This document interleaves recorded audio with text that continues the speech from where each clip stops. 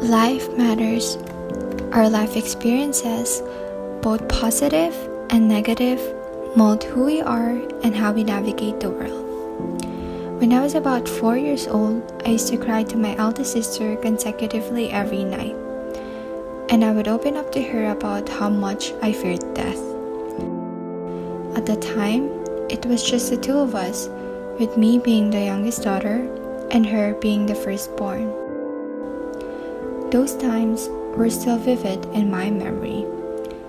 I remember telling her about the various stages of my life, from being an elder sister, a teenager, an adult, a wife, a mother, a grandmother, and finally, approaching the end of my life and being merely a memory. Oftentimes, she would remind me that death is inevitable. It is the cycle of life that no human is exempted for. Being young and innocent at the age of 4, I did not want to believe her. More than losing my own life, I am afraid of losing someone I love.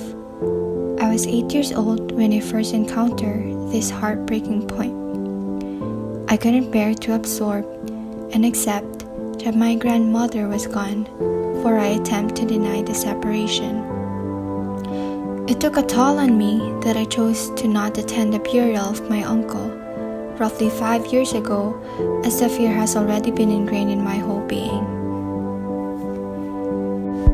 As I grew older, my perspective on life got broader.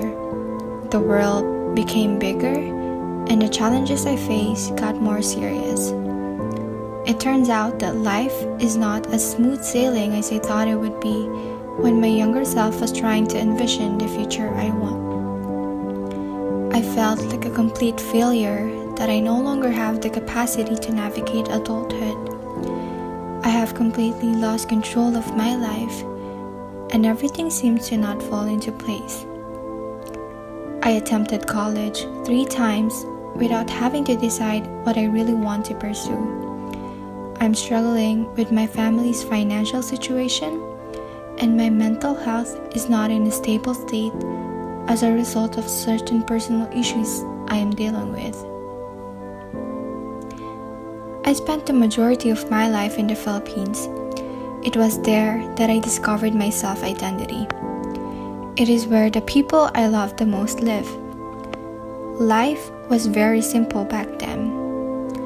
Although it was not the most comfortable life I could ask for, it was where I felt safe and the happiest. To say that leaving my home and loved ones behind in pursuit of a bright future was difficult is an understatement. I was heartbroken. It was devastating for me to leave, but for my family, I have to.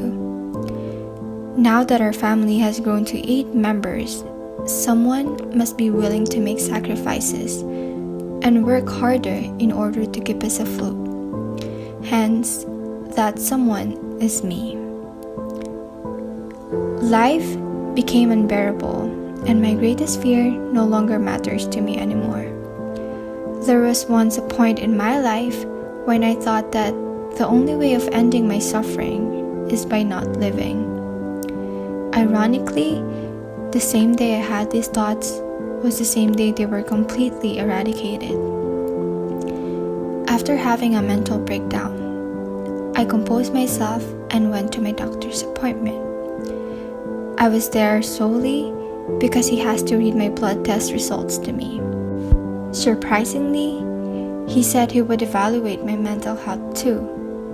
And that same day, I was diagnosed with depression. It hit me with the realization that I'm actually going through something. It made me accept my vulnerability, and it helped me to acknowledge that this phase is a necessary part of my life in order for me to remain strong. Furthermore, it allowed me to reflect on myself, and I learned to think more objectively and less emotionally about my problem. She decided long ago that life was a long journey. She would be strong and she would be weak, and both would be okay. One thing I realized was that it is completely okay not to be okay. Expressing my feelings and emotions is not a sign of weakness, but is an indication of bravely acknowledging my struggles. At times, I might think that life sucks. Honestly, it does. Because every stage of everyone's life comes with certain challenges and difficulties.